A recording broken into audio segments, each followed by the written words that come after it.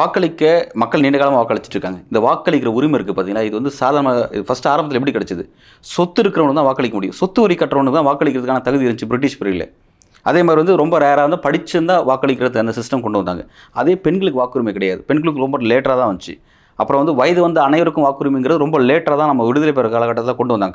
Congress period தான் கொண்டு வரப்பட்டுச்சு. 21 இருந்துச்சு நம்ம ஏஜ் பீரியட். அப்புறம் அது 18 மாற்றினாங்க. சரியா? இப்படிலாம் நம்ம வந்து கடந்து வாக்களிக்கிறதுங்கிறது ஒரு படிச்சிருந்தாவோ அல்லது வந்து சொத்து இருந்தாவோ அப்படின்னு நம்ம இல்லாமல் மனிதனாக பிறந்த எல்லாருக்கும் வாக்களிக்கிறதுக்கு அந்த சிஸ்டம் கொண்டு வந்ததே ஒரு பெரிய ஒரு பெரிய மாற்றம், ஒரு பெரிய புரட்சி தான். ஆனால் அப்படி வந்த ஒரு விஷயத்த ஏதோ இப்போ பிரதமர் மோடியோ அல்லது வந்து இப்போ இருக்கக்கூடிய ஞானேஷ்குமார் அவர்களோ இவங்கெல்லாம் வந்து இப்போ பதவிக்கு வந்தவங்க. இந்த வாக்களிக்க உரிமைங்கிறதெல்லாம் மக்கள் காலங்காலமாக வச்சுட்டு இருக்காங்க.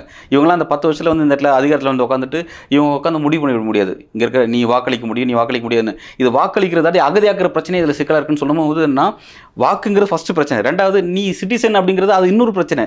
அந்த மாதிரியான ஒரு பெரிய பிரச்சனை இதில் இருக்குங்க. இந்த பிரச்சனையை வந்து இவங்க அட்ரஸ் பண்ணாமல் ஏதோ இது வந்து ஓட்டு போகிற சம்மந்தப்பட்டது கடந்து போயிட்டுருக்காங்க. இது அப்படி கிடையாது.